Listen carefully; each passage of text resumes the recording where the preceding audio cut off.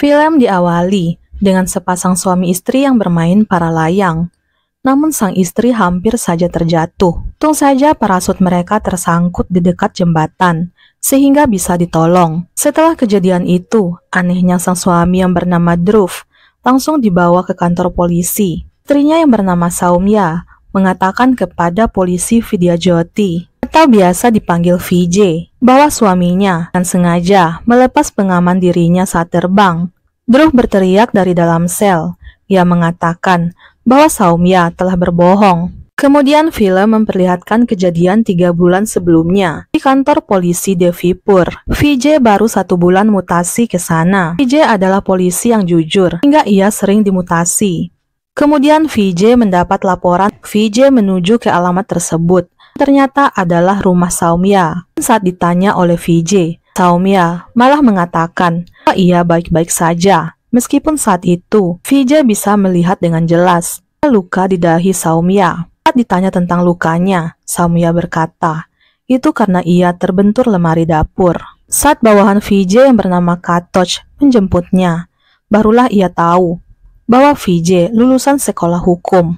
Saat akan pergi, mereka mendapat laporan bahwa telah terjadi keributan di tempat bermain para layang.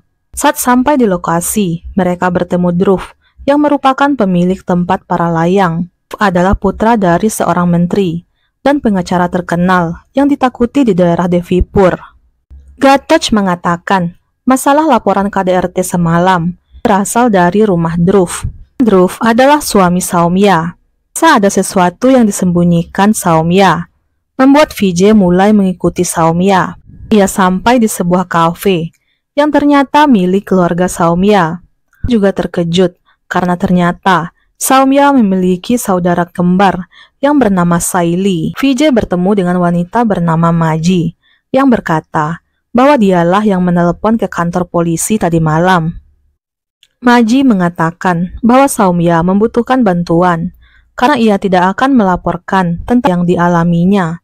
Hal ini terjadi karena Saumya tidak ingin kalah dari kembarannya yang bernama Saili. Dahulu ia datang ke rumah orang tua Saumya dan Saili saat mereka berusia 5 tahun sebagai asisten rumah tangga. Berusia 8 tahun, ibu mereka meninggal dunia, sehingga membuat Saumya sangat terpukul. Setelah kematian ibunya, Saumya juga sering sakit-sakitan.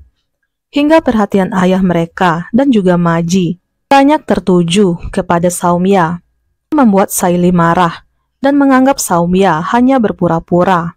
Mereka sering terjadi hingga membuat ayah mereka harus membawa Saili bersekolah di asrama. Semakin membuat Saili membenci Saumya. Saat ayah mereka meninggal, kondisi Saumya semakin memprihatinkan, di mana dia sering mengalami masalah pernapasan. Fobia dengan ketinggian.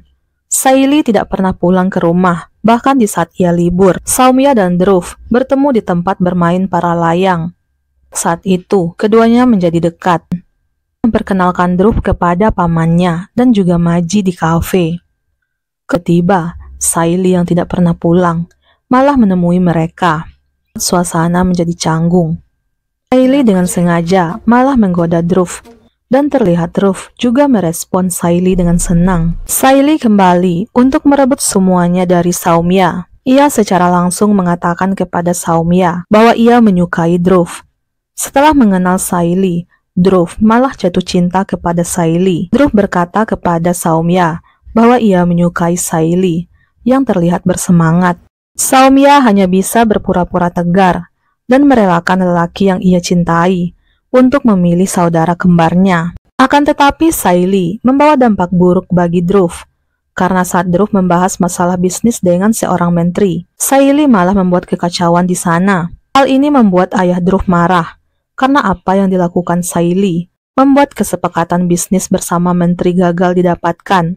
Ayah Dhruv meminta Dhruv memilih antara bisnis atau wanita. Ayahnya meminta agar Dhruv menikah dengan wanita baik atau lupakan tentang bisnis. Dhruv mengajak Saumya terbang dan secara mengejutkan ia melamar Saumya. Karena Saumya masih mencintai Dhruv, ia pun menerima lamaran Dhruv.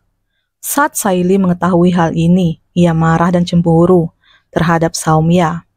Bahkan Saili masih menggoda Dhruv setelah pernikahan Soumya dan Dhruv. VJ bertanya, lalu sejak kapan Dhruv mulai melakukan kaji? Menjawab, hal itu terjadi setelah beberapa bulan pernikahan mereka. Karena bisnis Dhruv mengalami kemerosotan, sedangkan di rumah Soumya masih sering mengalami minyak yang berawal dari masalah-masalah sepele. Esokan paginya, VJ melihat Soumya yang keluar dari klinik. Ia melihat memar di wajah Soumya, lalu bertanya, kenapa Soumya selalu menutupinya dan tidak melaporkan Dhruv?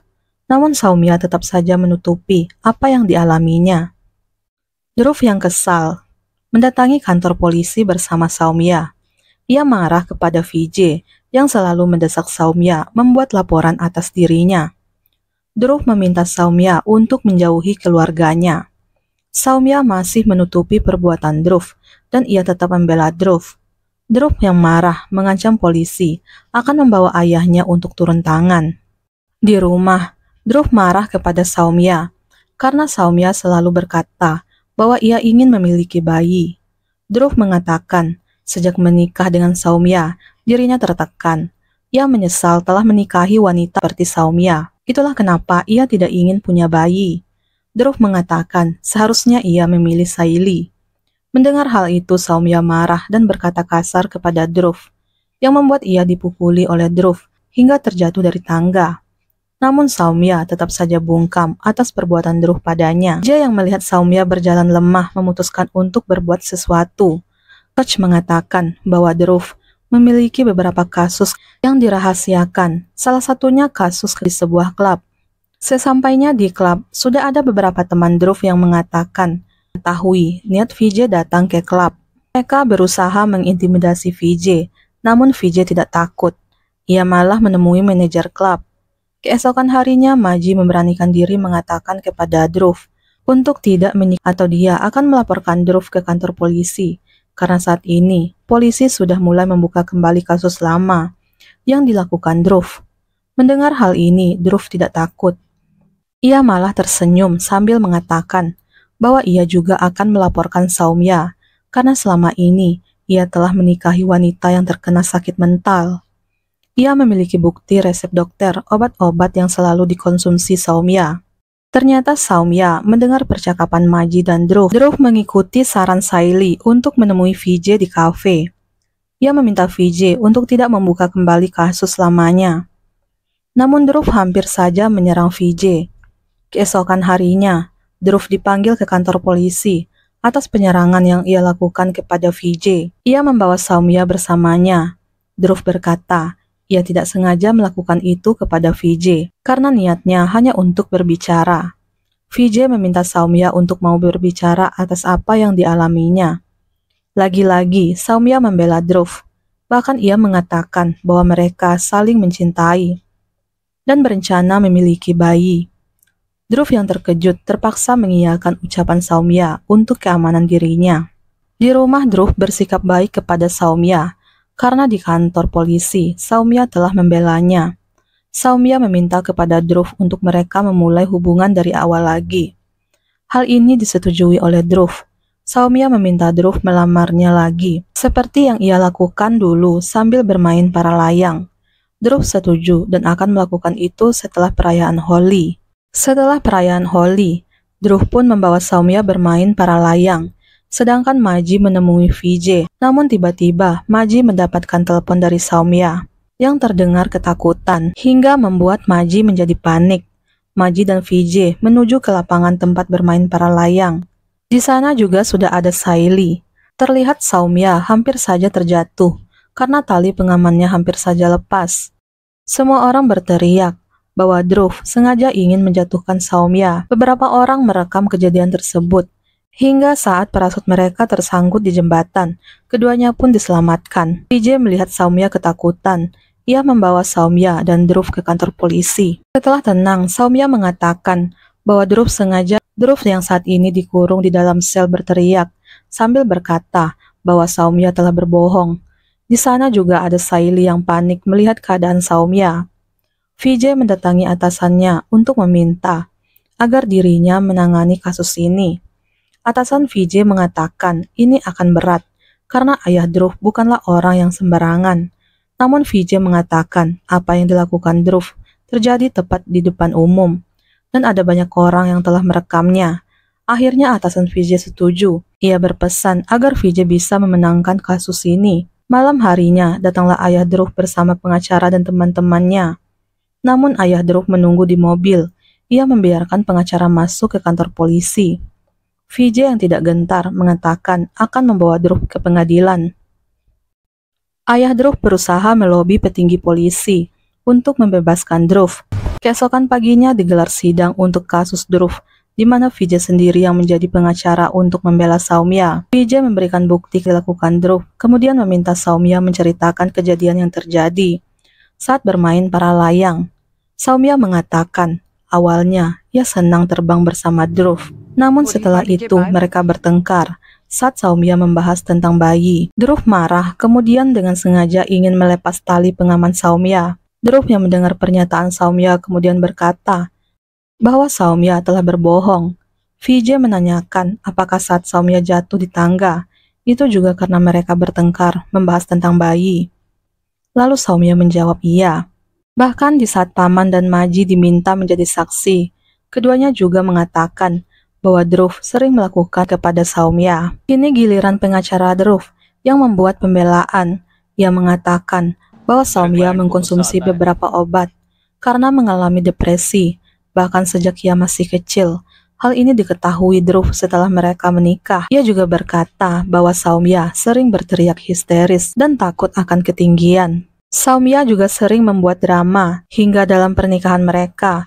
Dhruv sangat menderita. Pada persidangan selanjutnya, Saili ditanya apakah ia pernah melihat Dhruv memukul Soumya. Saili mengatakan tidak tahu dan tidak ingin ikut campur urusan mereka. Dan di saat Vijay menanyakan apakah Saili pernah berselingkuh dengan Dhruv, Saili yang merasa terpojok berkata bahwa ia dan Dhruv pernah menjalin hubungan sebelum Dhruv menikah. Kini giliran Dhruv yang ditanya kejadian setelah perayaan Holi. Dhruv berkata ia mengajak Soumya bermain para layang. Namun tiba-tiba Soumya melepas tali pengamannya dan berteriak minta tolong. Seharusnya dirinya lah yang menuntut Soumya karena telah melakukan percobaan karena membuatnya terganggu. Vijay yang mendengar pernyataan Dhruv lalu berkata, bagaimana mungkin Soumya yang dikatakan takut dengan ketinggian dengan sengaja melepas tali pengamannya. Mendengar hal itu, Dhruv dibuat terdiam. Beberapa orang saksi yang telah merekam kejadian itu juga dipanggil ke pengadilan. Mereka mengatakan bahwa saat itu Soumya berteriak meminta tolong. Dhruv marah tidak terima tuduhan yang dilemparkan kepadanya. Vijay menambahkan bahwa Dhruv sengaja ingin melakukan percobaan pada Soumya dengan membuat seolah-olah itu adalah kecelakaan. Vijay juga membuka kasus lama Dhruv tentang percobaan yang sampai saat ini belum diselesaikan. Setelah mempertimbangkan semua bukti dan pernyataan semua saksi, pengadilan memutuskan Dhruv bersalah dan dijatuhi hukuman 13 tahun penjara. Setelah persidangan selesai, Vijay tidak sengaja melihat dua saudara kembar yang dulunya saling bermusuhan, kini saling melempar senyum. Vijay berpikir mungkin ia telah melihat kasus ini dengan sudut pandang yang berbeda. Hal ini membuatnya berpikir selama beberapa hari. Vijay merasa telah membuat kesalahan secara diam-diam menyelidiki kembali kasus ini. Esok harinya, Vijay berdiri di depan kafe Soumya. Vijay meminta Gatotch mengumpulkan semua CCTV setelah perayaan Holi, hingga di jalan menuju ke lapangan para layang. Vijay bertanya pada Saili, apakah Dhruv memang benar-benar telah melakukan kepada Soumya? Karena yang ia tahu, Saili selalu mengatakan bahwa Soumya adalah ratu drama. Saili menjawab, mungkin Dhruv memang melakukan itu kepada Soumya. Vijay jadi bisa memahami ada sandiwara di balik semua ini. Vijay merasa bersalah. Dhruv seharusnya hanya dihukum 3 tahun penjara, bukan 13 tahun penjara. Di rumah, Saili bertanya kepada Maji, apakah yang mereka lakukan ini benar, dengan menyeret Dhruv ke dalam penjara. Saili menceritakan saat ia melihat Soumya di kafe. Setelah jatuh dari tangga, Soumya inginnya sendiri. Saili kemudian menjadi kasihan. Ia ingin mengobati luka Soumya, namun Soumya tiba-tiba mengoceh dengan mengatakan seharusnya ia bisa menyelamatkan ibu mereka. Seharusnya ayah mereka dihukum karena telah membunuh mereka. Kini Dhruv pun melakukan kesalahan yang sama. Soumya berkata Dhruv pasti akan membunuh dan dia pun akan terbebas dari hukuman. Saili merasa kasihan. Ia ingin membawa Saumya pergi, namun Saumya selalu mengoceh bahwa ia tidak bisa pergi. Ia tidak bisa meninggalkan Saumya dan Saili. Saumya berkata seolah-olah ia adalah ibu mereka. Saili yang merasa simpati lalu berkata akan membantu Saumya membuat Dhruv dihukum atas perbuatannya. Di kantor polisi, Vijay bertanya kepada Dhruv kenapa mobil mereka terlihat di pasar sebelum sampai di tempat bermain para layang. Dhruv mengatakan bahwa Saumya mengatakan inhalernya tertinggal. Vijay bisa memahami bahwa Saumya dan Saili telah bertukar posisi di kafe untuk membuat Saili lah yang dibawa Dhruv bermain para layang. Itulah kenapa Saili berani melepaskan tali pengamannya. Kemudian mereka berganti posisi lagi di toilet kantor polisi untuk memastikan laporan medis Saumya itu benar. Vijay yang sudah mengetahui kebenaran ini mendatangi rumah Saumya. Ia mengatakan kepada Saili dan Maji akan membuka kembali kasus ini. Saili mengatakan kepada Vijay dia hanya ingin menyelamatkan Saumya karena Dhruv tidak akan berhenti menyiksa Saumya. Mereka bisa saja melapor, namun tidak akan ada yang percaya, karena mengetahui ayah Dhruv punya pengaruh yang kuat di kota itu. Satu-satunya cara membuat Dhruv dihukum, dengan membuat Dhruv terlihat bersalah di depan umum, sehingga kasusnya tidak akan bisa didiamkan lagi. Vijay membuka kembali kasus ini. Sebelum persidangan dimulai, Saili mengatakan ia ingin mengatakan sesuatu. Secara mengejutkan, Saili mengaku dirinya lah yang bersalah atas kematian ibunya. Saat masih kecil, ia membiarkan ayahnya. Bahkan saat polisi datang menanyai Saumya apakah ia melihat pelakunya, ayahnya secara diam-diam meminta Saumya untuk tidak berkata apa-apa. Saili merasa bersalah. Kematian ibunya telah membuat Saumya menderita dan sakit-sakitan. Mendengar perkataan Saili, Vijay mengatakan di depan pengadilan, hukuman bagi pelaku kejahatan harus berdasarkan bukti dan kenyataan, dan Vijay meminta maaf di depan pengadilan. Ia mencabut pernyataannya yang ingin membuka kembali kasus ini. Dhruv marah mendengar ini, namun Saumya dan Saili merasa lega karena Vijay tidak jadi kembali membuka kasus ini.